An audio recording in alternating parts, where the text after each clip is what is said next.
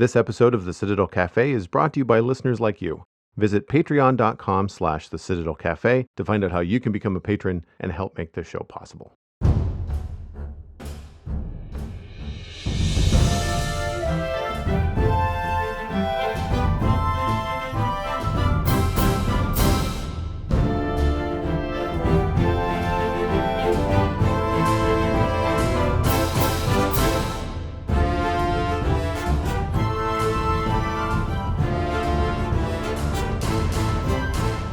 This is the Citadel Cafe, episode number 424 for Thursday, November 25th, 2021. My name is Joel Duggan, and the Citadel Cafe is where my friends and I hang out to talk about the geeky stuff that we are into. Joining me this week, Steven is back. You can find him at StevenESC on all the social media that matters. Hey, wait a minute. This isn't Steven's week. Nope. It's because it's Thanksgiving in the States and Brockett is doing stuff with family. Apparently they're hosting this year now that they've moved. So happy Thanksgiving to Brockett and Lou and all of the American listeners out there. And welcome back, Steven. Hello, sir. Hello. Thank you very much for having me. I guess, we've made a habit of it now. I can't uninvite you. So there's that. That's true. That's true. How many people in America are going through that right now with family members that you have around the dinner table that you maybe don't want to be there? That you wish you could uninvite. They wish you could uninvite. They've got the tenure, and it just can't. You just can't deal with it. Tenure. I have had a very busy week, but it's been very much the same. So I don't have a lot of new stuff to report. I've just been playing a lot of Satisfactory because update 5 came out on Tuesday to the early access branch. So I'm trying to wrap up what I'm doing on my current experimental save and then move back over to my main save. I've put a lot of hours in this game. It's kind of scary because it tells you whenever you save it, you've spent 280 hours. I mean, I get it. It's part of my job and I'm playing it a lot, but still, it's a little bit like every once in a while during the whole podcasting streaming sort of phase of my current career, you'll have something like, you spent this much time playing this game, and you go, oh, life choices, is this really what I should be doing? Should I do, the dishes are done. Like, I am doing adulting things before I sit down and do the fun things, but still, like, it's just like, there's always something. I mean, as an entrepreneur, you know this because you've done some freelance and stuff before. Yeah. There's just always like an email that needs to be sent or read or newsletter or a course that you have to take, like like an art course or brushing things up and stuff like that. Actually, segue, that reminds me.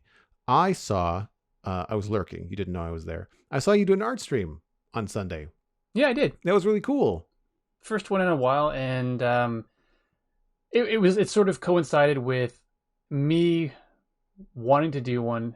It's been a while, but then Twitch also they opened up 4 or 5? 5. It's 5. I've got the same ones. Yep. 5 new emote slots for all affiliates, and I was like, all right, well, now there's a bunch of artwork I need to do for Twitch. And so, and I don't know if you knew, but I actually reached a point where the Temple of Ascension, and for those of you who don't know, that was the big project I was working on in my Minecraft streams, is essentially physically done. Nice. There's going to be some, like, I want to do some foliage tweaks here and there, but overall, it's like I don't really have, like, I got over all the big humps, and it's looking good.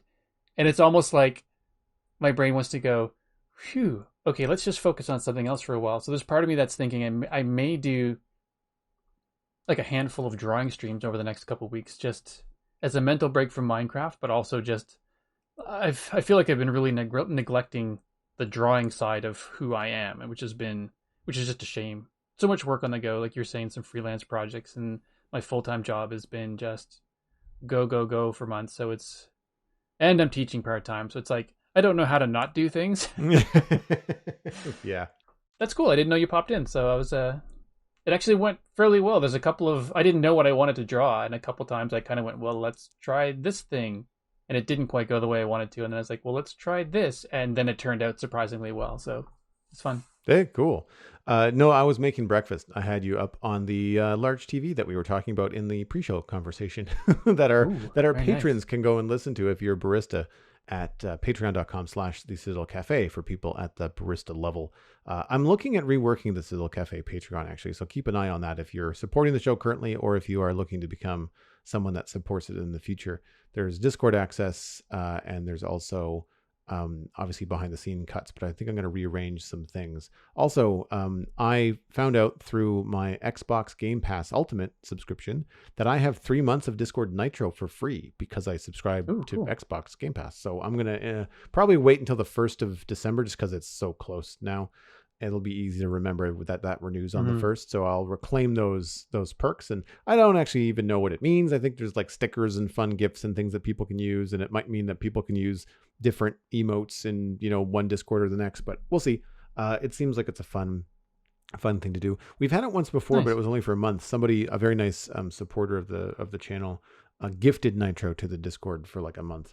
And that was really cool. But it must have been one of those months where I just wasn't on there that much. And I use Discord very rudimentally. Like I use it like for audio calls, for podcasts. I use it to type and chat with people, but I don't get into like the real fun stuff that you do. Like I don't do threads. I just, I organize the rooms and I keep things simple. But the more complicated stuff we have going on in Discord on the Spawn Chunks podcast, Johnny is the admin on that. So he handles all the behind the scenes in the Discord. So I don't really know the ins and outs there, but right. But yeah, it was really cool because you had your, going back to your stream, you had your iPad Pro was being captured and broadcast to Twitch.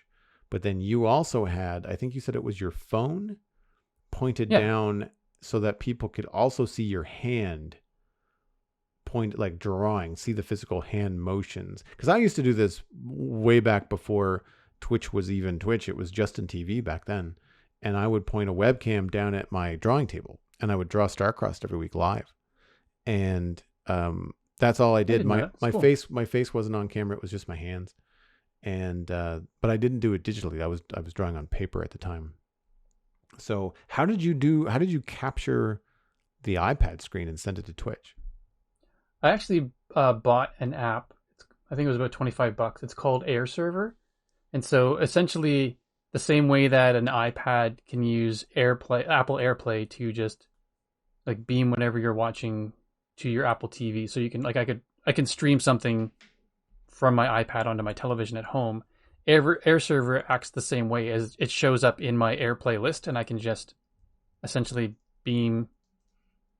I know I'm not using the right lingo, but essentially beam what's on my iPad to an AirServer window on my computer, and then I just do window capture for that onto Twitch, and then or into Streamlabs, which then shows up on Twitch. And then I just had my phone. I have my microphone here on an arm, but then I also had the I bought another arm specifically for the phone so that I can have it point down. And it was mostly because when I do my drawings, and I would say, I'd be sort of gesturing with my pencil and saying, in this area over here, wait, you can't see that. Never mind. So that now I can actually, like that little window down there that just has my, it's not as clear, but I can basically say, this part of the drawing, and I can point to it right here.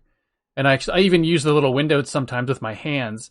And then when I'm talking about what's on the screen, I'll actually pretend I'm pointing to like when you look at the big window, and I'll use my finger in the little window to point up at the big window kind of thing. So nice. Yeah. A fun little thing. So it's works out pretty well. And people's reaction seems to be genuinely, oh, hey, that's cool. I would never have thought of that. Or wait, is that showing your, oh, nice. So, I realize those were all just broken thoughts, but everyone's general reaction seems to be one of surprise, and then they're impressed. So yeah, it's good.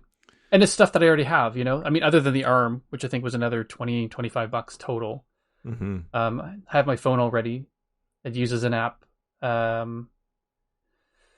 forget what that app is called, actually. It's there's lots out there. Yeah. Cameo. Yeah, Cameo Studio. And basically I just plug the phone in with the lightning cable, the USB in the back, and point it and turn the app on my phone, and it automatically shows up as an input for like with some tweaking, but shows up as an input for Streamlabs. So it's pretty easy to set up. Nice. And depending on what phone you have, people have really good cameras on their phone, better than any webcam that you can buy Oh my on goodness, the yeah. market. Like I've thought about the webcam thing more so for when I do Lego streams. I want to have a better camera because my old C920 or C910 is showing its age. It's not the Mm. best quality. And to have an older phone, or I've thought, and I don't. This was not my idea. I heard it somewhere. Someone was saying that if you want a good cheap camera for studio work, whether you don't need like the best shot, but you need something, a Hmm. used GoPro. And then you can put different Oh, lenses interesting. on the GoPros, right? So like if you get they're small, they're lightweight, you can put them on any tripod you want. A gorilla pod, like whatever, you can put them anywhere, and they're meant to go anywhere. But it means that you can do all kinds of stuff. And for me, if I wanted to point something straight down at a table when I do Lego and have that camera then kind of hovering above the table, you don't want that to be necessarily a very expensive DSLR camera, unless you have a very expensive heavy tripod at the same time. Yeah, no Where kidding. Whereas a DSLR, not a DSLR, a GoPro, you could put on the end of a mic boom and just be like, "This is fine. It weighs grams, not pounds." Like Hmm. it's very very small. So it's something I've been looking into. But even used, they're still between $200 and $300. So it's something that I'd have to be doing more often to really invest in it. But another rabbit hole of technology you go down and realize how many options are available to you. But ultimately, it's nice to just kind of like when you have budget limits or whatever, it helps you narrow your costs and use case. And I run into that when I do Photoshop streams because I just capture the entire monitor. It's just all Photoshop. I just tell the Streamlabs software to not capture anything else. So like if email or other Right. messages come up, they don't get broadcast on Twitch. It's just Photoshop. And when I'm talking about stuff, I have to do like the whole like the football commentator thing. Like I got to switch to like a red color paintbrush and then like add a new layer and just like draw and point to stuff and Right. circle things, be like, kind of instructions. Like, this is what I mean. I don't like this nose, or I like these ears, or I like number one. And so cause I'm like you, like I talk with my hands and I gesture and I point and Mm. just realize you guys can't see me pointing in the studio. It's just Yeah. me pointing at the monitor and no one can see anything because it's all digital. So Yeah. it's definitely a challenge. Yeah. I still do that as well, but it's just that extra little kind of windows made me need to do it far less. So that's cool. One other thing that is new is like I did actually buy the Nintendo Switch. Oh, you have the Switch. Fantastic. Yeah. Nice. Yeah. I bought it about a week and a bit ago and bought it with, of course, Mario Kart 8 Deluxe. So Nice. How are you enjoying it? it's pretty sweet. It's the first kind of dedicated handheld game unit that I've ever really owned. I didn't have a Game Boy when I was younger. I wanted one, but I didn't. But it feels really cool in the hands, and so I'm a headache prone person. So sometimes I find when I wear my glasses all day, I don't want to watch TV with my glasses on. And if we play Mario Kart, I just wish I could do it without my glasses on. So it's actually been a huge treat to hold something close to my face with fairly excellent resolution and not have to wear my glasses. It's been really great. What's the resolution on the Switch? Is it the same as your TV? Yes. I don't think it's quite HD, which is what people were hoping for. Yeah, no, that was the Um, criticism of the new Switch was that it wasn't HD. But the fact that your television and your Switch have the same screen resolution is pretty oh funny. yeah, golden. Yeah. It's pretty fantastic. So I'm looking forward to getting some more games of that, and hoping that I can find some games that I'll enjoy that'll also be worth streaming. So and yes, the next game on my list, as per our previous conversation, is Minecraft Dungeons. So we will definitely hook up and play some of that. Yes, we will have to have you over. That'll be fun to it's I find those kind of games are fun anyway, but then they're really fun to have someone else experience them for the first time. Like Hmm. Johnny and I talk about that on the Spawn Chunks all the time about how much we spend in Minecraft as far as our daily lives and how much we know about the game, reporting on it weekly professionally. But then to for me, like, holiday gatherings or meeting someone new for the first time, and maybe they know of Minecraft, but they don't know a lot about it, or playing with it with someone that for the first time in Minecraft, that it's an experience that you can't get back, right? Like your Hmm. first experience with it, and living vicariously through people when they first try video games is something I really enjoy. One of the reasons I think I don't spend as much time on the Xbox as I thought I was going to is because I prefer sharing games on Twitch with viewers. and I Right. prefer sharing games on Xbox with friends. But then enter pandemic, and I really haven't had a lot of people over. So hopefully that's going to change as more and more people get, double vaccinated, and more people, being responsible, have, the freedom to kind of do a little bit more socializing. Because I've Right. realized that I've wanted to sit down and play Forza for the last little while. I just haven't had time really. But then I also just kind of like, I want to play it with somebody. I don't With just want someone, to yeah. sit. It's cool, but it's kind of, I kind of want to, because I remember thinking like, oh, cool, I should do the Forza thing. And then I think about like how I should video it so I can share it on Instagram or something. Like I feel like I want to share these cool experiences, and I don't always have the opportunity. So this week, Dan wrote in, and it's good that you're on the show, Stephen, because the subject was the average cut length, a conversation that you and I had a couple of weeks ago. Hi, Joel and Stephen. I have just listened to episode 421, and your chat about the length of cuts in kids' TV shows brought two things to mind. I was not aware that this was that bad with kids' shows, but I definitely see this trend in younger audiences and the shorter than average clip length. This is one of the reasons I really don't like to watch Mumbo Jumbo's videos anymore. I am not sure when he started doing that, but his average clip length is maybe 20 seconds at best, and then he makes a cut. I watch Mumbo. I don't remember these clips being that short. I think there might be a little bit of an exaggeration happening in the email, but I didn't have time to check. Mm-hmm. This makes it rather challenging to follow because it makes me feel like a squirrel on cocaine. Other Minecraft YouTubers have much longer clip lengths, and I prefer their content much more to Mumbo's, although most of them don't have the same resources available to them. And to be really blunt here, I find young people have no attention span whatsoever. My cousins, who are just around 20, consume content on their cell phone, where the longest clip is roughly 7 seconds. It was infuriating to watch, to say the least. On a positive note, if you love some no-cut videos, check out the band OK Go. They are a rock band with some extremely impressive no-cut music videos, including a Rube Goldberg machine in the video for This Too Shall Pass. We've got links from the email to both of the videos. So thanks for including the links, Dan. Much appreciated. Since you mentioned the liking of Tom Hanks, if you haven't already seen it, go and watch Terminal, an older film from 2002.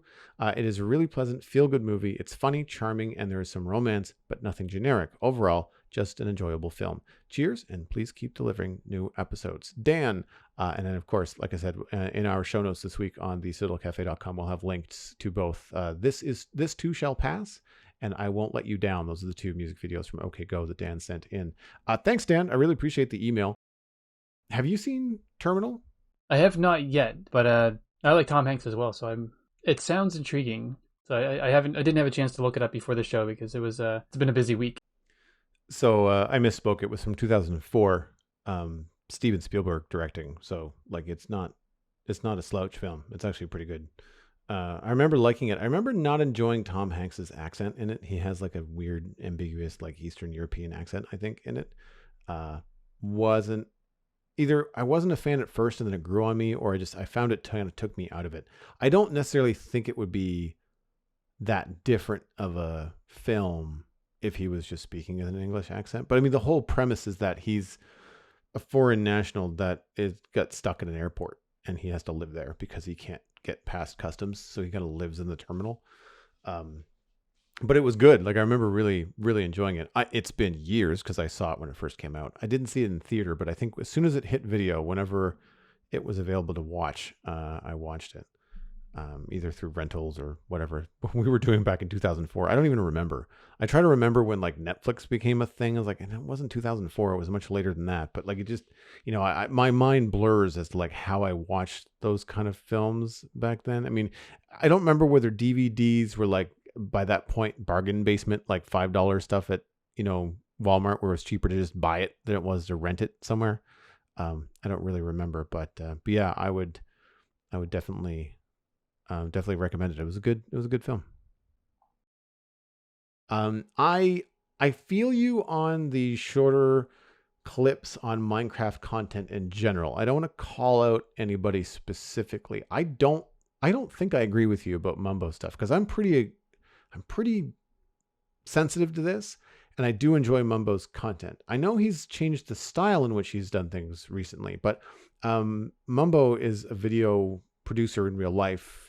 outside of his Minecraft content. He does like music videos and advertisements and stuff. He works in film.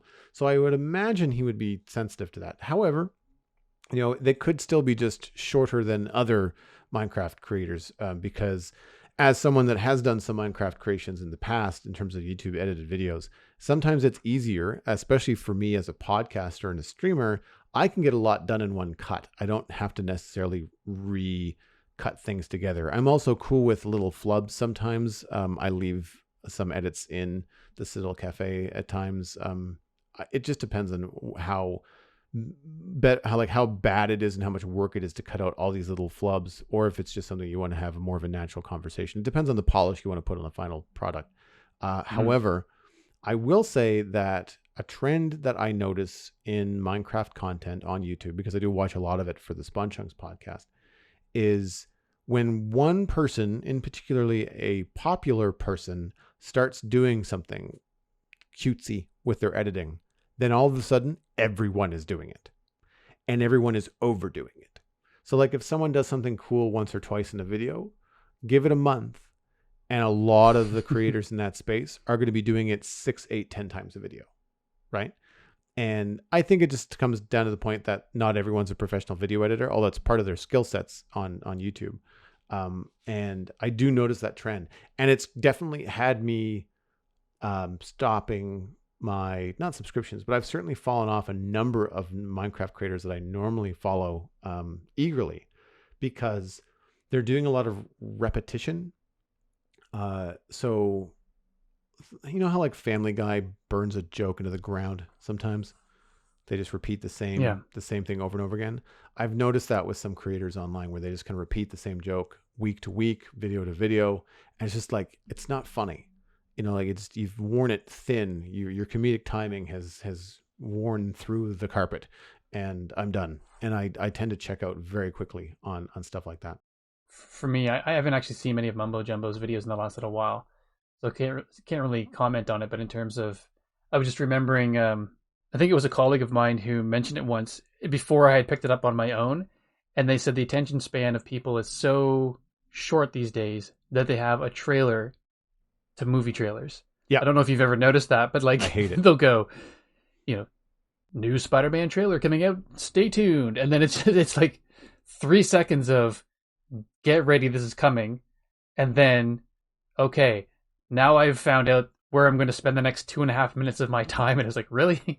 Do we really need that level of intro to something that is an intro? Or like that level of summary to something that is in itself a summary? So I find that funny. It's an ad for an advertisement. Like it's to stop people from scrolling, right? Like it's the TikTok short form, like you're scrolling through stuff, and the moment that you see it, like if the trailer starts with like a wide opening pan of New York City to set the mood, before you hear Peter Parker start talking, then some people are going to miss it. They're going to keep on going, go boring, and keep on going. They're not even going to read the title, right? No one reads these days. They just look at the videos. So they have to start with a giant picture of Spider-Man and the music and be like, da, da, da, trailer right now, don't go anywhere. And because otherwise people miss it. I'm like you. Yeah. I'm the same way. It drives me nuts. And I agree. And I also will confess that my attention span has gotten shorter over the course of the pandemic. So much of what I do is digital, and I'm sure a great deal of it has to do with how much time I spend on a screen. But there has been definitely times where I could not decide what to sit down and watch over dinner, or what I was watching over dinner had lost my interest. Now, we could argue with whether the content was slow or whether the content was just not that good. Either way, I would pause it to check something. Someone texted me, whatever. And then I would just find that rather than sitting and watching a television show while I eat dinner, I would be sitting on my phone and I'd be consuming short TikTok videos as I ate instead. And I mean, after I realized that, I started to fight it. And then I realized, you know what? Maybe that's just, if you're stressed, maybe that's what you want. You want no commitments, right? Like if I don't like this video, I'm just going to swipe my finger and see the next one. Whereas, trying to invest in a TV show and sit and be along for the ride, like I do find it challenging sometimes to get through an entire episode of anything without checking my phone. It's a good point though about TikTok. It's I think it's the idea of like, well, I really don't want to commit to. I don't have the brain power to commit to an hour-long show. Yeah. But then but the the funny thing is, there are some times where I'm just tired and don't feel like starting a show. But then I'll find that I've committed to 100 1-minute videos as opposed to 100%. like a 1 hour or 100 minutes of a movie or something like that. Yep. See, aforementioned life choices.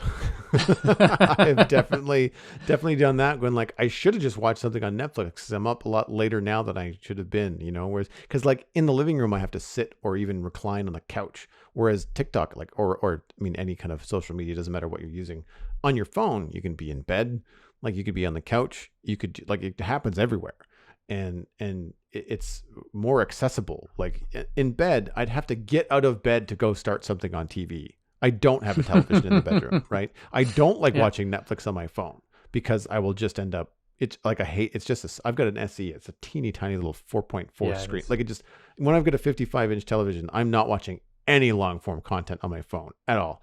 Once in a while, I'll watch a trailer, but every once in a while, I'll see a link for a trailer. I'll hit play just long enough for it to be in my YouTube watch history, and I will go turn on the TV, go to YouTube because it's been bookmarked then, and then rewind the 10 seconds and watch the whole thing on the big screen because like, movies like Spider-Man trailers, they're worth watching on a big screen. Yeah, agreed. Speaking of Marvel and Spider-Man, we're going to run into what we are watching this week. And Steven and I have watched the same thing, as I'm sure many of you have, given that it is a holiday in the US and this is a Thanksgiving release. Disney Plus has put out Hawkeye, the first 2 episodes of this new miniseries, which is a total of 6 episodes over the season.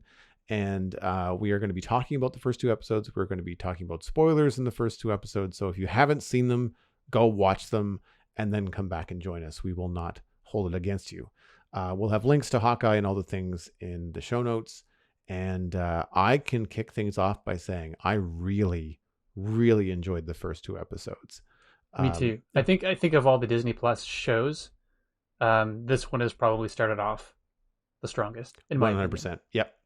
Yeah, I would agree. I was on board for the Winter Soldier and the Falcon show, but that's because I kind of knew where it was going, so it kind of didn't matter where it started. But WandaVision took me a while. Same with Loki. I'm not even sure if I ever really got on board with Loki, whereas this, I like Jeremy Renner.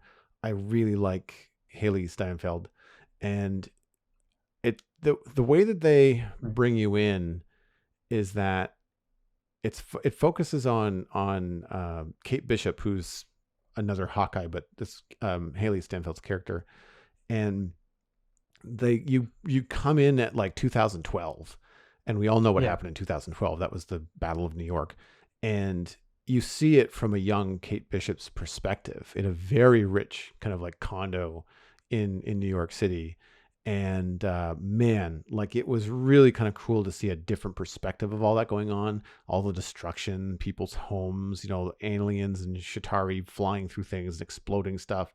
And we got to see some cool action from a different perspective from that famous like Hawkeye jump when he jumps off the building and uses his arrow to kind of grappling hook around. And you get to see it from what it would look like if you saw it from across the street. It was badass. I mean, it was cool. A great moment. It was cool in the movie, but in the movie it was all slow motion. And in this, it was very, very cool to see that kind of perspective. So they really kind of grab you and bring you in that way, which I thought was great. But I'm 110% on board. Like I really like the feel of it. I like the way that it feels like a film. And the fact that it's only 6 episodes has me hoping that it keeps a good pace, because it's usually a good sign when they've had like a finite number of things rather than a full season, or whether, like if they've kind of left it too open-ended or whatever. Then there's a slow burn where there's like the first 2 episodes great, but then like episodes 3 and 4 in so many digital series that we've talked about on the show, they tend to slow down before they pick back up again.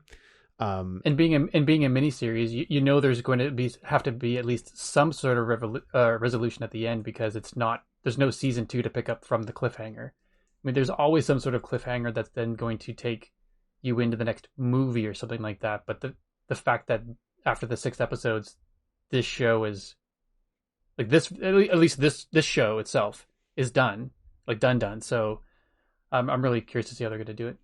My guess is that, and I don't know for sure. I tried to find Hawkeye Film information before the show, but all the Hawkeye Film links that I was Googling, they were previous conversations about the Hawkeye franchise being a film and them saying, we don't have enough time in the film to do what we want to do. And I actually found an article on IGN where Trin Tran, I hope that's pronouncing that name right, was quoted as saying that they had more time to explore the characters a lot more in a 6-episode series on Disney Plus than in a big budget action film, because there's expectations from the audience and you only have so much time and you can't get as much character development.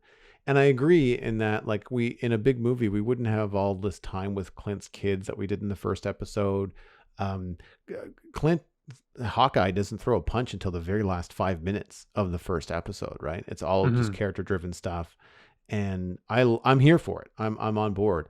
However, I would say either film, because Haley Steinfeld has done both film work and television work.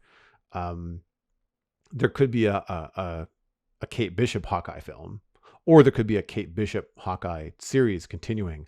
I just think this will be the last time we see Jeremy Renner as Hawkeye, as far as Marvel is concerned. In the same way that Steve Rogers is no longer, in it. I feel like we're going to be saying goodbye. Hopefully not in a sad way. To Clint Barton. Yeah. Hopefully it just ends up being like full on retirement where he gets to spend the rest of his days in the pasture with his family. No, not like that, but pass basically the torch like onto Kate Bishop, right? That's because I don't know enough about the comics, but that's what I think happens, is that she puts on the mantle and becomes, the new Hawkeye for the new Avengers, and there's all kinds of different stuff in the comics. I really like the balance between humor and action for the most part. I thought they did a really good job there, where. Agreed. And a lot of that hangs on the banter and delivery of Renner and Steinfeld, both very good actors. I've become a really big fan of Steinfeld. Her voice work in Arcane is also awesome, and I liked her.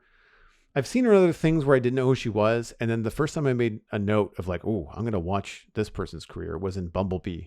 So it was one of the better Transformers films with the big CG Bumblebee, more of a family film, and she was excellent in that, and she's been in other things since. So I'm really happy to see that they've cast someone with such good chops, and just like her fast talking, sort of talking to herself, but she's talking to other people in the room too, style of delivering the character. It's very funny. And then of course you have those moments where she and Barton have exchanges in the same way that Black Widow and Barton would have exchanges. Romanoff. Yeah, that's a good point. And it felt very familiar. And they kind of hint at that at first. Not that it's going to be a parallel, but they hit some notes with the horrible, horrible Captain America musical at the beginning of this. It's meant to be bad. Like, it's meant to be eye-rolling, disgusting. It's supposed to make Hawkeye and all of his family feel really uncomfortable. And obviously there's an actor on this musical stage pretending to be the Black Widow and dancing around the screen. And he starts to, like, obviously this is post Romanoff's death. And so he's feeling sad. And it makes you think about him and his relationship with Natasha and all that kind of stuff. And then fast forward to the end of the episode, and it kicks off a relationship with this kid that has all these skills and no knowledge, of how to use all this kind of stuff. And they did a really good job, I think, of mirroring that, but then keeping it its own thing. Yeah, keeping it fresh. The other thing that I really like is the relationship between Clint and Laura, his wife. And they kick the normal superhero trope to the curb where he's keeping dangerous stuff from her. She's in the know. She obviously knows he's Hawkeye, but she knows who he's up against. He tells her exactly that it's the mafia, the tracksuit mafia. Dumbest name ever. I know it's from the comics. Purists don't at me. I just think it's terrible. but which means she knows that he was Ronin. And like, there's all these cool things in there that keep their relationship on the level and much more interesting. She's kind of like the guy in the chair, like she's telling him to be careful, but also just like not worried about him at the same time. Like she's not pulling that card. It's a really nice relationship. She's not in it much. It's mostly phone calls. He's trying to get home for Christmas, and he's dealing with the fact that Kate Bishop, through a series of unfortunate circumstances, found herself at an underground auction at an art sale and ended up with the Ronin outfit. And then she used it to help save the day and ended up causing a whole bunch of problems because when she was caught on camera looking like Ronin, it basically got all the organized crime after her.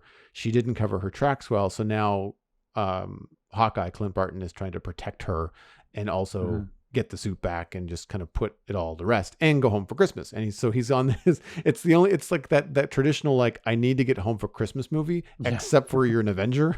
Like, it's just a little twist. That's true. Slight twist, right? So it's delivering on a bunch of familiar fronts, racing through New York City, trying to get stuff done on time. Like, there's a lot of stuff that's very similar to other films and stuff that you've seen. And I keep on calling it or referring to it like a film, and it does feel like one. The production value is there. It really does feel like a film.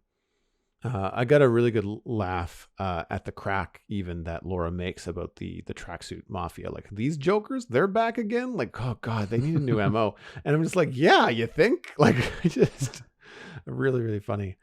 Now Lou told me about them in the comics that the Hawkeye comics, that the tracksuit mafia are a real thing. They're comic relief. Like, they call one another and everybody else bro all the time. And they're really laughably bad, but also dangerous because they're armed Russian criminals. And they're staying pretty point to the comics. Anybody that's a big fan of the comics, I think, is pretty happy, I think, with where things are going. It's probably one of the things I like the least about the show, is the tracksuit mafia thing. I know it's pure to the comics, but I don't really like it. I find that the language they use too, like, I get it. I know that they're making fun of the bro thing, but it's really overdone. It's overused. It gets repetitive. I mean, so far I agree with pretty much 100% of the pros that you've been talking about in it. It does feel like a film. I think the part with Clint's family is great. The thing that I like about it is that it's so unusual to see a superhero with such a healthy family relationship. It's as you said, it's usually secretive, and they always use that line later. I didn't tell you because I just wanted to protect you. And then there's this huge divide in the family. Nobody gets along. Nobody can trust anybody. But even the kids are in on it. They all know as well. It's just like, how long is this going to take to clean up kind of question when they had to split up. Unfortunately, they had to cut their Christmas holiday short. It's one of those things I love it because as far as you can tell, they're a normal, well-adjusted family. There's interesting that you bring up the protection thing because there's a lot of conversations between Kate Bishop and her mom about protection. And it's kind of like an ingrained psychological thing where because of her traumatic experience in 2012 and the loss of her dad, Kate Bishop wants to protect her mom and protect other people all the time. That's kind of what she wants to do. And her mom is always saying, like, you don't have to do that. I'm your mom. I'm supposed to protect you. Whereas Kate's got the skills to protect everybody with archery and martial arts and fencing and all these kind of things. She's got all these skills that she did through sport and through training and through like just trying to be the best at these things throughout her entire life. And it's kind of what she focused on after her dad died. But she's always being told, like, you don't have to protect anybody. I'm supposed to protect you. It's my job. So it's neat. It's neat to see that flip of, like, like you said, the superhero trope of like trying to protect people by not telling them something. Whereas, I mean, Kate Bishop is not telling her mom about the Hawkeye stuff so much, but she's also never in the room alone with her. She's always there with, what's his name? The stepdad or his fiance person. Tony Jack, I think. Jack Dukens, I guess, is the character's name. I don't even know if they ever mention his last name. But Tony Dalton is the actor that plays him. And so there's all the conversations that she has with her mom are kind of stilted because he's in the room, and then she doesn't trust him, so then she doesn't say anything. He seems untrustworthy right away. Like he's layering on that I'm gonna be your new stepdad kind of thing. Because sorry everyone, spoiler alert. Kate finds out that her mom and this guy are engaged. So he's actually even says at one point, like he tries to like psychoanalyze her, and it's like no, she's just this way because of this and feels threatened by me and blah blah blah, and says, I think it was something like almost as little as I bought a book about being a stepdad. I'm just like, He did. really? It's Yep. like you're really trying to they're really trying to make you hate this guy like right away. And they do a good job of it. He just seems something about him seems slimy right from the get-go. I wish they had given him more layers. I you know immediately that he's a villain. I'm going to say right now that he killed his uncle. I'd be happy to be proven wrong, but I'm saying right now that's what happened. I'm hoping that you're proven wrong. Yeah, because I wanted to be more complicated than that. I kind of wanted him to be the villain, but still be something that the audience would be just like, he seems nice. Why doesn't Bishop trust him? Like, why doesn't Kate trust him? And wonder that for 2 or 3 episodes before they maybe reveal that he's into some shady stuff. But instead, like he's smarmy. He talks too much. He tells people how they feel. He kind of like, he's the know-it-all, and it drives me nuts. Yeah, I'm not. And so you know right away that he's a bad guy or a bad guy. Yeah. And like one of the first things they have happen with him is he goes to that underground auction in episode 1, and like even the banter between he and his uncle, like it actually almost made me wonder whether was it actually uncle and nephew, or did they have a relationship of some kind? Just it was just like this weird energy between them. Like it's just there's like this animosity between them, and he's a sword collector, and he was bidding on illegal stuff essentially. So like there's this weird, like he's thrown into this situation where even if it doesn't end up being the bad guy, he's not great. Like they make it clear that he's not a super person right away. Yeah, his uncle said something along the lines like, "You can't afford this. You don't have the money." He's like, "I'm marrying into the money," or whatever. Like he basically I will inherit or something. Yeah, like he throws it out there that he's banking on the situation he's got himself into, or the demise of somebody else, to give him fortune and give him means. So it's lazy. It's sideways and skeezy, and yeah, you don't really like him that much. I mean, I guess kudos to the actor because he makes your skin crawl, right? Like, so not to slam the performance. It's more of like, I wish the reveal wasn't in like, the first 15 minutes of everything. But I guess like it all kind of comes to a head when like you need to get not Haley. I keep on missing the names. You need to get Kate downstairs to see this thing, so she follows him and follows the uncle, and there's all this. You needed it to happen. In order for her to like see and really mistrust Jack, and go from there. One of the things that always bugs my wife is that she goes, she can't stand, like it's almost always the wife in a show that for whatever reason just can't see that her fiance or husband is shady. Even his niceties are so performative. That's a good word for it. Eleanor Bishop, Kate's mom, is smart. Like she runs a security company.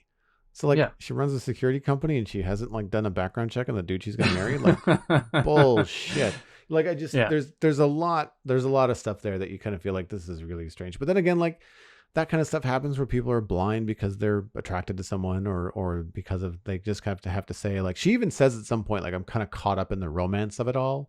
To try and diffuse her daughter's skepticism at some point. So there's a lot of stuff like that I thought was maybe try to convince herself as well. Well, yeah, no, and that could be it. That could be it as well. I hope there's a reveal later, and I hope that Eleanor figures it out on her own, and it's not up to Kate to tell her. Like I hope that she kind of comes to that conclusion. Yeah, like I hope she comes to that conclusion. Funny. Speaking of bonking on the head, by the way, the first time we get to see Kate Bishop fight in a Hawkeye-ish outfit. She actually dons the Ronin outfit and pulls up a mask, and she's in a wine cellar.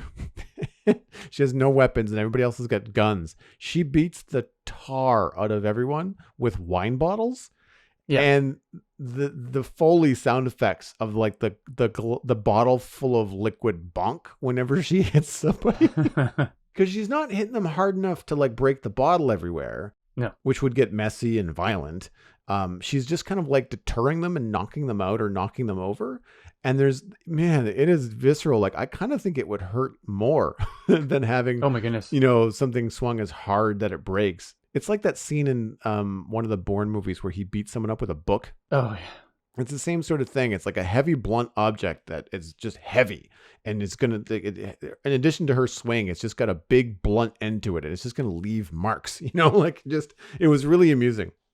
I'm honestly surprised that they just don't have more people. I mean, I know it would make the fight scene a lot shorter, but I can't imagine people would not get knocked out by that sort of thing more frequently, because, I mean, I've walked past a table and banged my knee on it and have been sore for like a week and a half. Yeah. And like getting a wine bottle that didn't break to the head, I would have a migraine for weeks. Like, Yeah. I don't, or like at the very least, I just got clubbed. If I'm not unconscious, the last thing I want to do is pick myself up off the ground and get clubbed again. I would just lay there. Mm-hmm. Yeah. The movie fight kind of like, no one gets a concussion in Marvel. What are you talking about? Yeah, exactly. Yeah. Although, I mean, to bring that up, one of the things that I ended up finding out about the show through social media, and I'm disappointed that I found out this way, because it would have been much cooler to have it revealed like in the first bit in the theater with the musical, is that Clint Barton is now deaf in one ear and only has partial hearing in his left ear. And I thought, after hearing this confirmed on social media and through some of the trailers, because I think he does some sign language with one of his kids, and I was wondering if they were going to do some really slick reveal where, like, you audience member have just not been paying attention. Clint Barton has been deaf the entire time, like through all the Marvel movies, through everything that he's been in. He's just been deaf. You just haven't noticed because you just weren't looking for it. But it's not the case. What happens is that someone asked, I think it was Kate Bishop, asked how you lost your hearing, and we have a flashback of basically like every hard fall that Barton has been taking. There's like he was mind controlled by Loki, and then Romanoff had to hit him in the head. He jumped through that glass building that we talked about at the start of the conversation. The biggest one that they point to is when Thanos turned the Avengers headquarters into a crater and it basically fell on Hawkeye and everybody else. That's the one where it seems like he got, like, the blast kind of deafened him permanently. He's got damage, hearing loss. But it's a neat twist. It's a neat idea. He moves Kate Bishop to his left to move her on the inside of the street, and she thinks it's to protect her and keep an eye out for dangerous situations. He's like, nope, I just can't hear you if you're on the other side.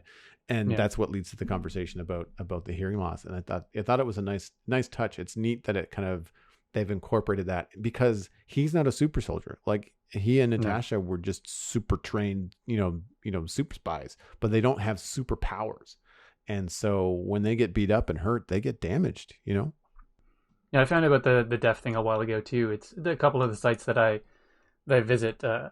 One of them, the person they knew that Cliff was going to be deaf, or they were going to have some sort of hearing issue with him in this show.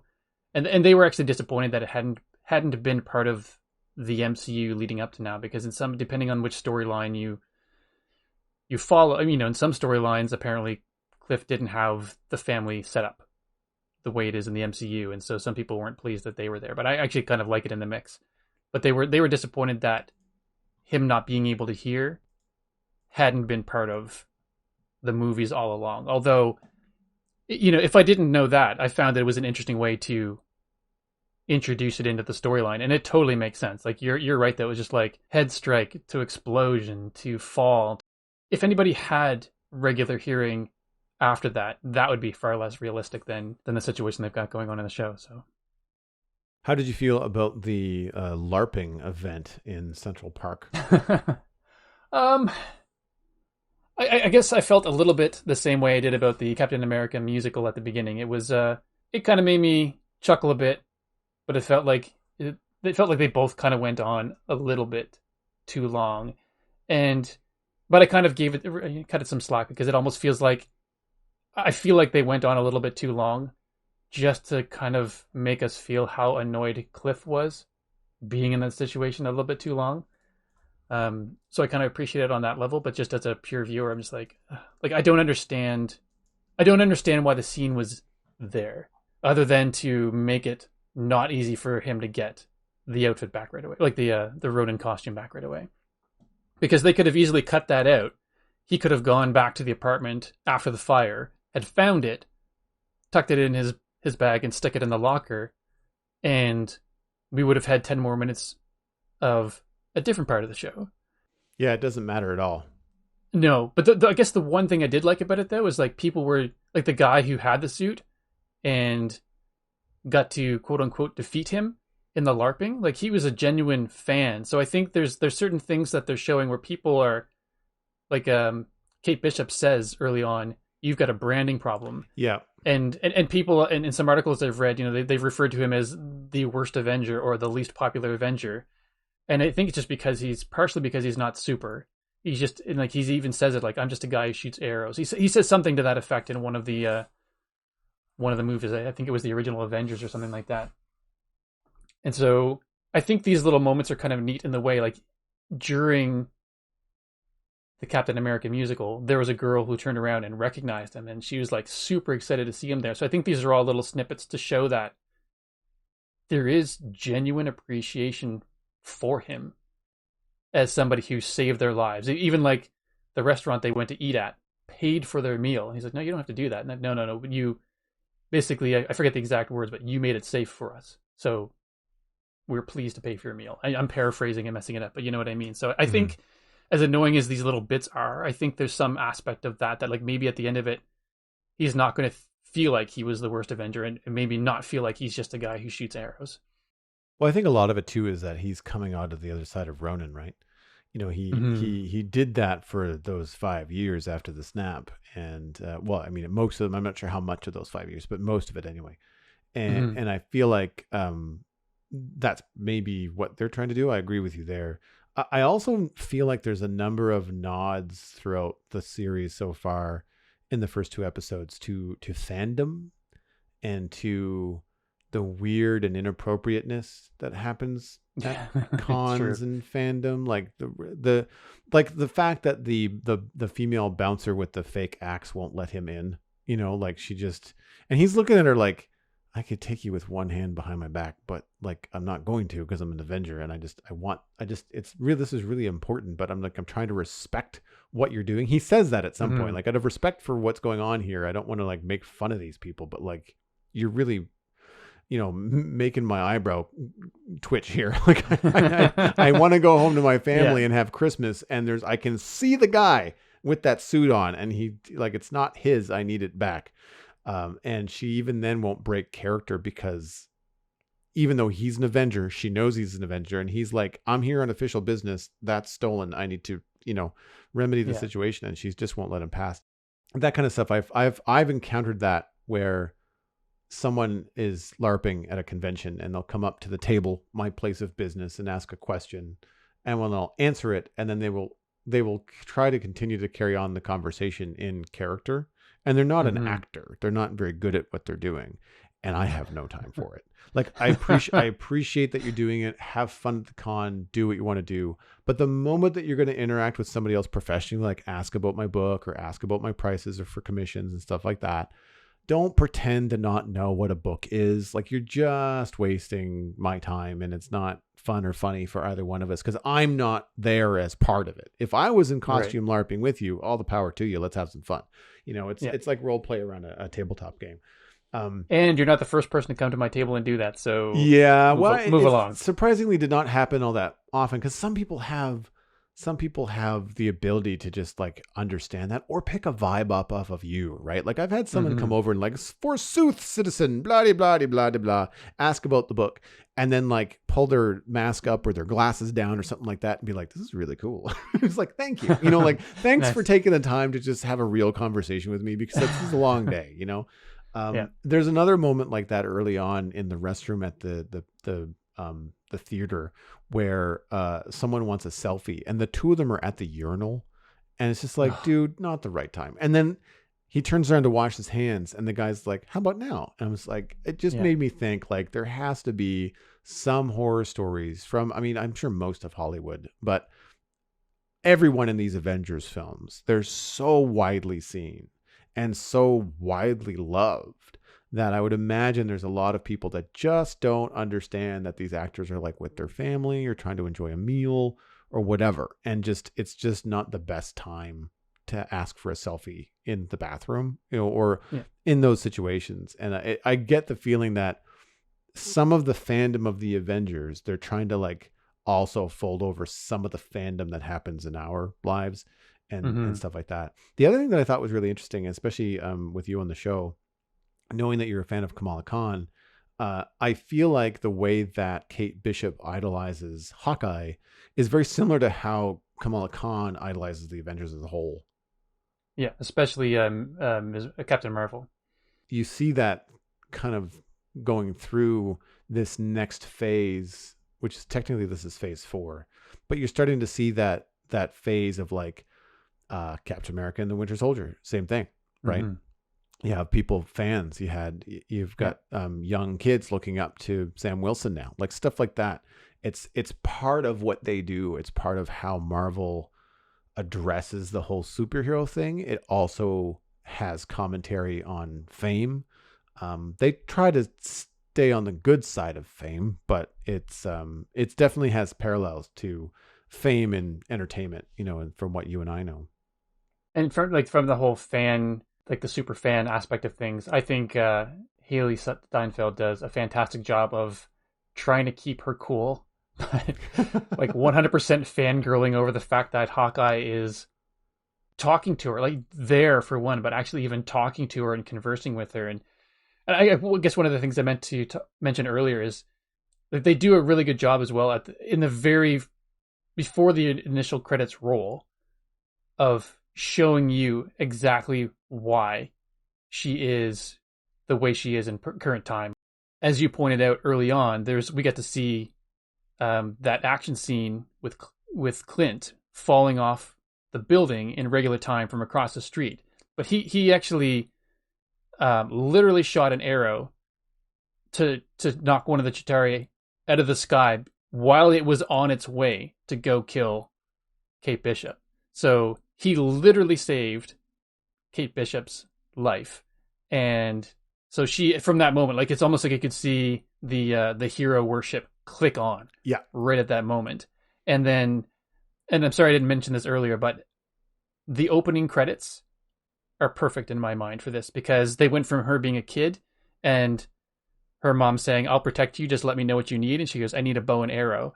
And then the opening credit scenes, it's sort of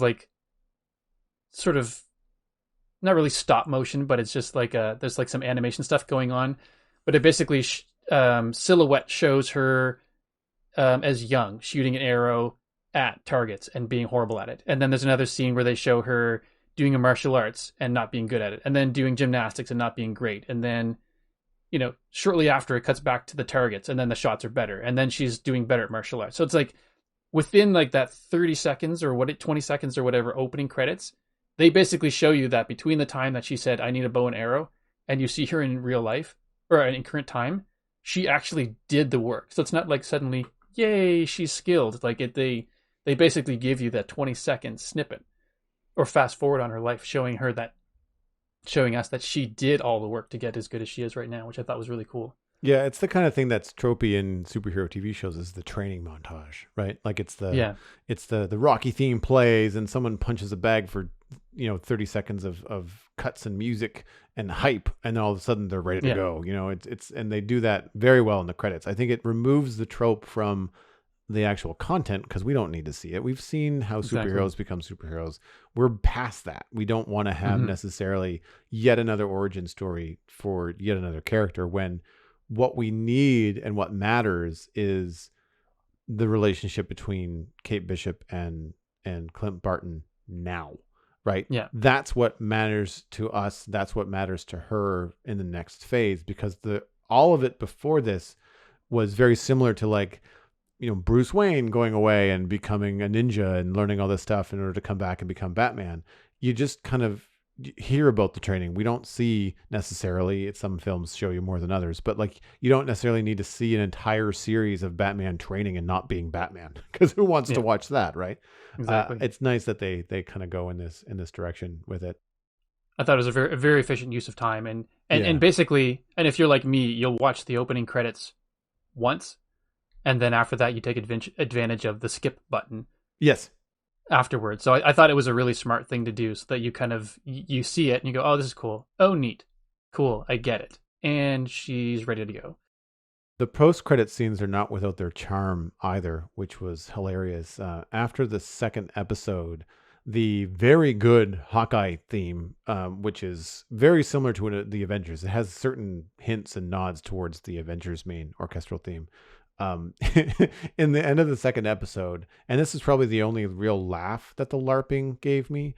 The music is the Hawkeye theme, but it's like a minstrel band playing it. Oh, just listen to the credits. Didn't watch it. Yeah, listen. There's nothing there to see it. There's nothing there to show on video. It's just the audio. Just listen to the music. Oh, okay. After like the triumphant music plays, and they no longer, when the animated credits are done and they're doing the black roll credits, listen to the music in the end of episode 2. It's really funny. It's like a mandolin and a harp, but it's nice. Like the Hawkeye theme, and that got a good rise into me. I let it play out. I let it eventually it switches back to full orchestra, but it's very well done, very well orchestrated. It definitely got a laugh out of me. That was funnier than all of the LARPing combined. Right. Because I found that just slowed things down. I have very few things to nitpick about the show, which is a good sign, because usually I can be picky about this kind of stuff. But we talked about Jack, we talked about the LARPing. The only other thing that I thought was tropey, and the kind of stuff that you do see in things like the Arrowverse or Flash and stuff like that, is at some point when Kate Bishop is running away from the Tracksuit Mafia, who we don't know is even the Tracksuit Mafia at this point. We don't know that they're dumb yet.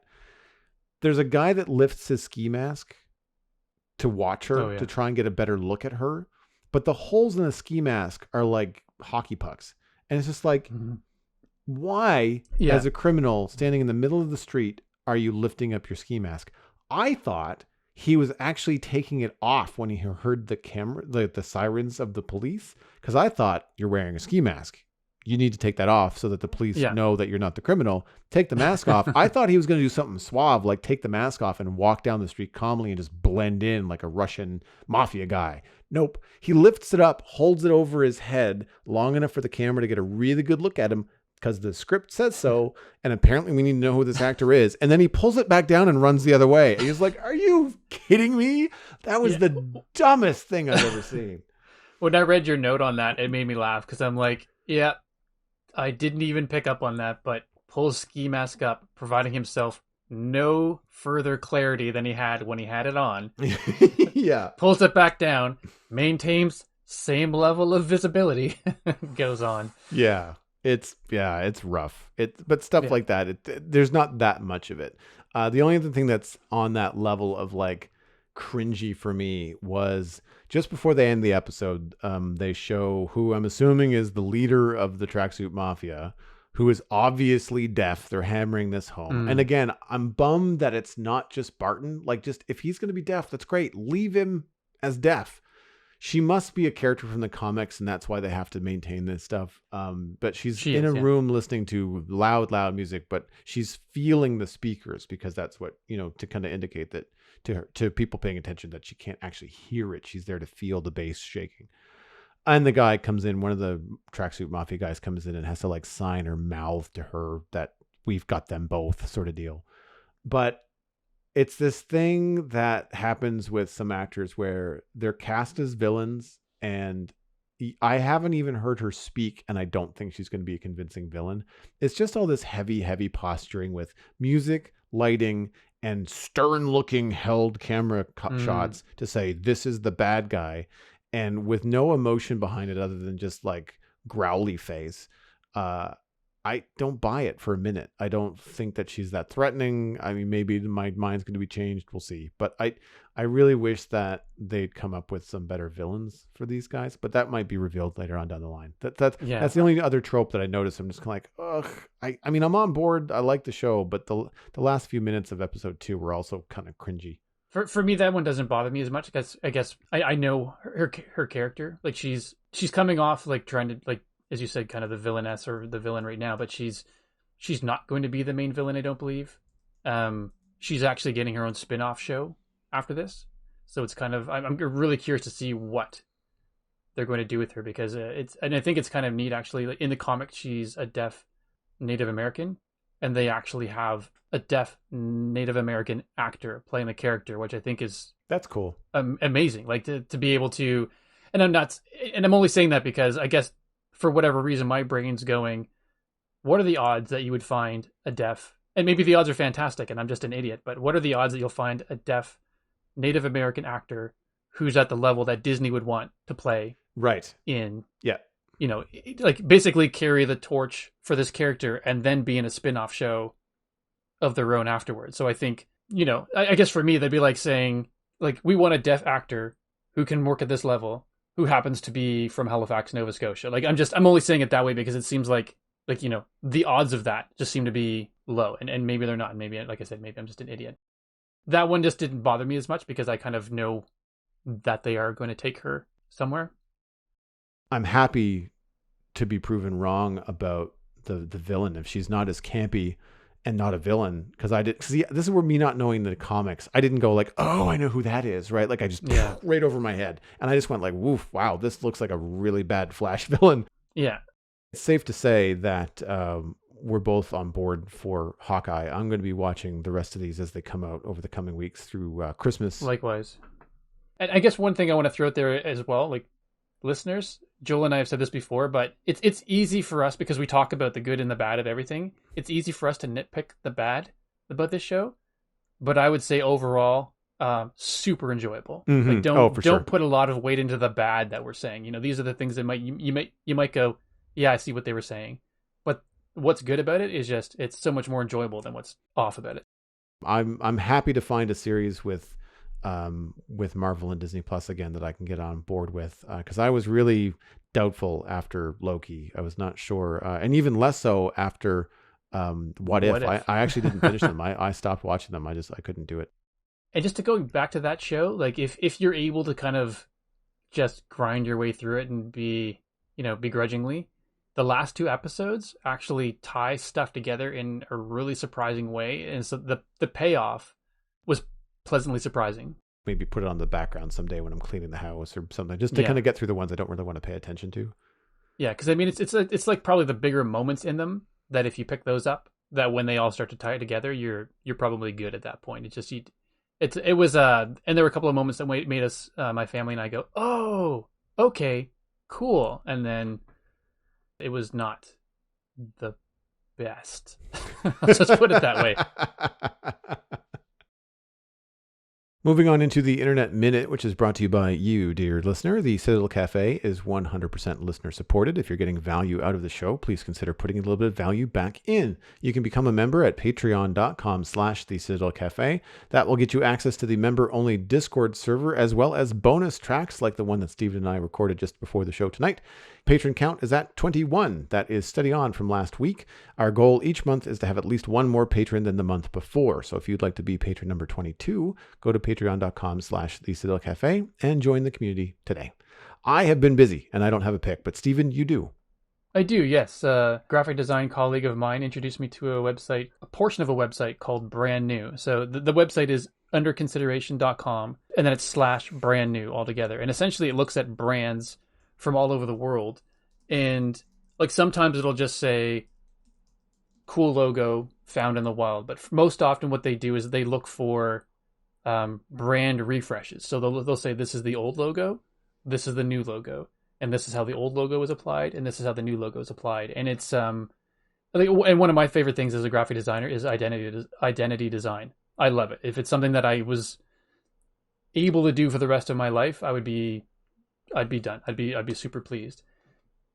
And so some of the changes they're a little bit on the meh side. Just why did they do that? The other one was good, or some of them they seem to be exceptional changes and just really really well done. But so if you're interested in logo design at all or seeing the changes that companies make, it's pretty cool. I thoroughly enjoyed the site. It's got a free component to it, but it also has a paid one. I think it's $1 a month or something like that to give you access to extra stuff. And so it's right up my alley. So I pay the extra a little bit, but it's a cool site.